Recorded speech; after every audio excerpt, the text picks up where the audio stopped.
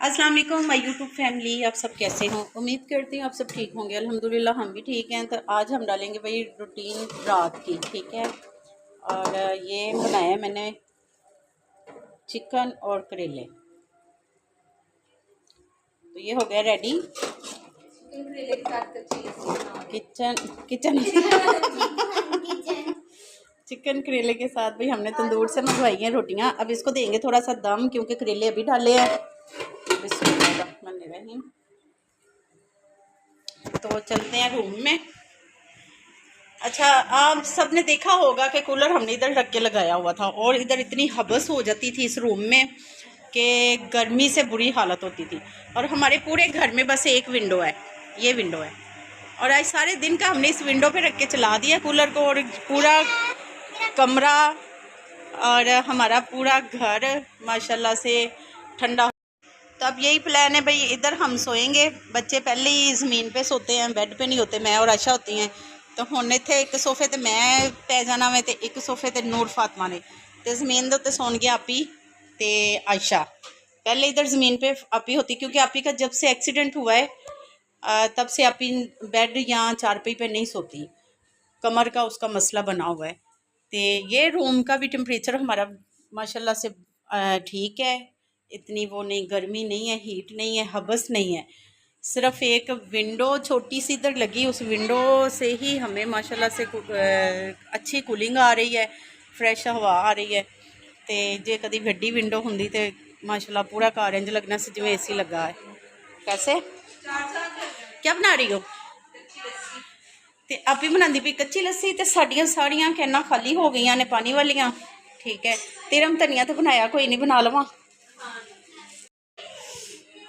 तो पानी ख़त्म हुआ था, ठीक है। सारी कैंस हमारी खाली पड़ी है। नमक कम है तो होर पा लो, लेकिन ठंडे में मिक्स नहीं होना इसको। तो लस्सी तो बेरा ही फर्क कर देते ही बदतमीज़े। बहुत ही कच्ची लस्सी है। चले जी, अब हो गए हमारी लस्सी भी तैयार। लस्सी तो नहीं, खैर हंगाल ही मैनू लगता है। दूध और नहीं है वो डाल लो, और बड़ा बड़ा। हाँ चल सही है, ना कोई काफ़ी है। चलें ठीक है, चलते हैं अभी रूम में जाकर खाना खाते हैं। बड़ी बात, अरे खलोता पिया में घूम जा, घूम गया। चलो बर्तन लेके आओ आप ही के साथ।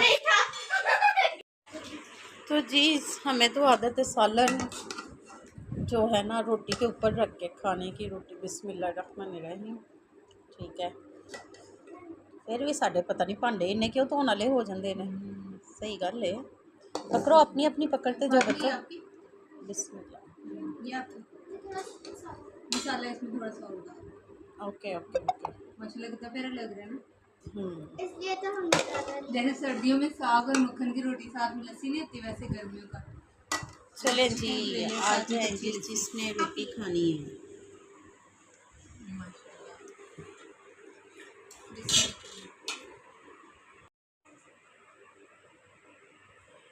तो जी माशाल्लाह खाना हमारा हो गया है। और मेरे अब पाँव में इतनी ज़्यादा पेन है कि मैं बता नहीं सकती,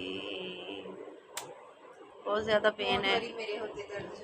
तो इरम बेचारी इन्ना घुटदी है, लेकिन पैर नूं ना आराम ही नहीं आता। इरम की वजह है, तेरे हत्थों च नहीं जोर कि मेरे पैर च कोई मसला है? ज़्यादा ही ज़्यादा मसला है। ये मुझे 2-3 साल पहले की मौत आई है।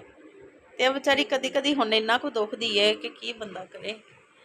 तो जी थोड़ा जिहा पैगाम देना सी, जेह्ड़े कोई अन्ने काने गंजे कसवे वो शक्लां ने जेह्ड़ियां मैनू प्रपोज कीतियां खलोतियां ने, अल्लाह दा नां लवो। ना तुसी अपनी उम्र वेंदे जे, ना तुसी अपनी शक्ल वेंदे जे हैं।